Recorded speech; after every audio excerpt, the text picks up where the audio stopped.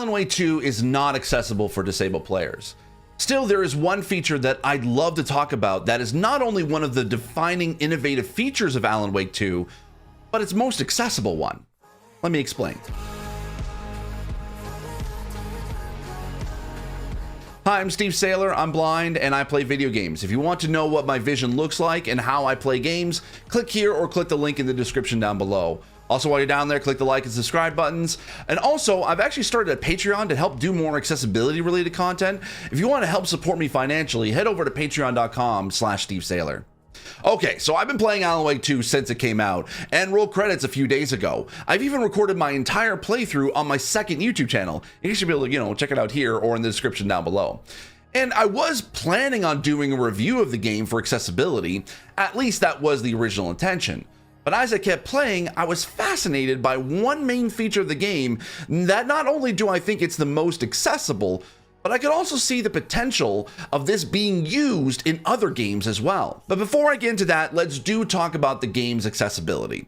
Yes, sadly, this isn't as accessible as we had hoped based on the previous track record of Control adding a lot of accessibility over the past few years. Control wasn't perfect, but we could see the potential for future Remedy games to build off of. In Alan Wake 2, for blind players, there's no screen reader, no text resizing, no navigational assistance, no audio descriptions, and no high contrast mode.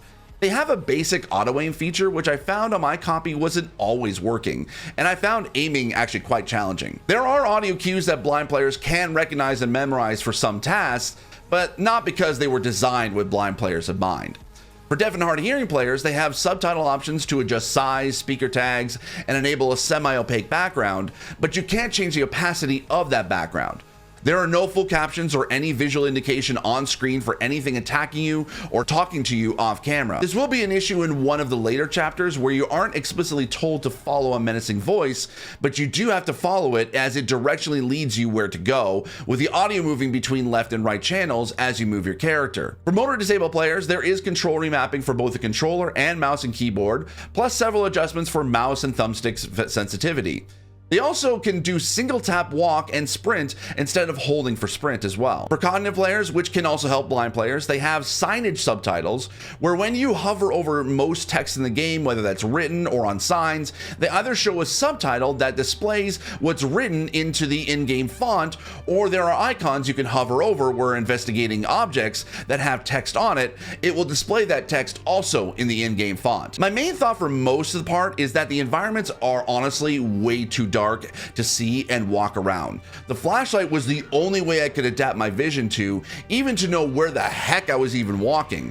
Sometimes in areas where it's in the middle of the day in game, I could barely see it. I understand it's part of the atmosphere and part of a horror game, but there can be many ways to add accessibility to keep the horror of the game intact while still being accessible. If I had to give a review score for Alan Wake 2, it would sadly be a 2 out of 5. All that being said, the feature I would like to talk about is the caseboard that's in Alan Wake 2. For context, this caseboard is a mechanic used as part of the story of Saga Anderson, an FBI agent who was sent to Cauldron Lake to investigate a gruesome murder by a mysterious cult. Think of this as like a true detective story with a ton of scary supernatural stuff thrown in. The player can access the caseboard anytime by hitting the in-game menu button. This sends Saga into her version of a mind palace she calls the Mind Place, which looks like the room she and her partner Casey set up in a local hotel as a base of operations.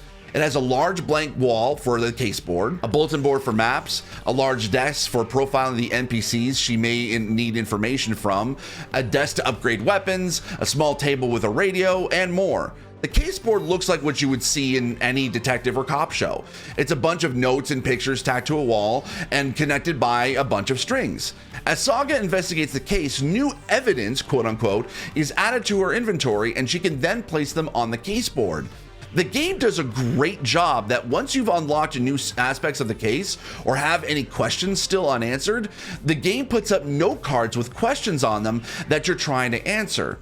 You also have a filing cabinet for multiple folders for different cases you are working on, which is a clever way to keep track of collectibles as they have their own case file too. Why this is the game's best feature and also accessible at the same time is that Saga adds new information to the caseboard. She talks to herself about what she just found and goes through the evidence of the case, like a detective would. But what's great is that for cognitive players, it helps the players keep track of what's happening in the story beat by beat.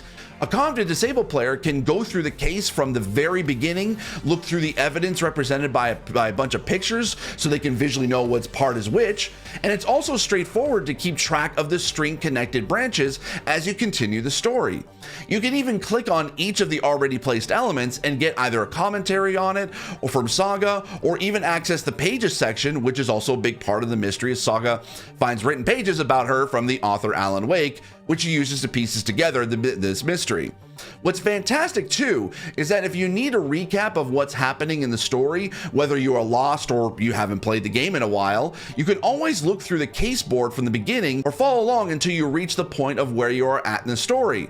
There's even a case file called Fact or Fiction that Saga uses to help keep track of the many twists and turns that the case can go through as she tries to sift through the facts of the story and the fiction of the mystery she's finding herself in. Also, for the most part, it does have voiceover for almost every element of the story, making it accessible to blind players who may have trouble keeping up with the investigation. It's not perfectly implemented for blind players, but it does help without having sighted assistants having to be able to read a lot of the text for them. Also, minor spoilers, but there are sections in the story that you're also playing from Alan's perspective, and he too also has a case board, but it's actually called a plot board, which he uses to keep track of the plots he's writing to help him get out of the dark place, but also can change elements of the story that he's in. It's not as robust as Saga's, but it does work and quite well, and also helps you keep track of what's happening in Alan's world as compared to Saga's. The reason why other games could use this mechanic, or at least a version of this,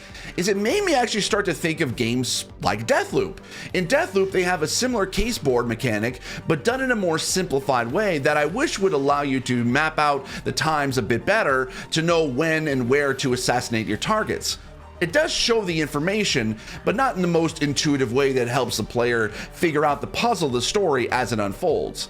If it had the same layout as Alan Wake 2, it would be easier to follow for cognitive disabled players. I'm not knocking Deathloop at all in any way. That game has different needs than what Alan Wake 2 does. But it made me think about potential future games that you wouldn't need a mind palace or an investigative game to implement. In a game with complex relationships, for example, you could use the investigation board-like layout to keep track of who knows who and what they know and what they don't know. Like, what if in a Telltale game, you want to keep track of what you told other characters in case you forgot what you told them several chapters ago?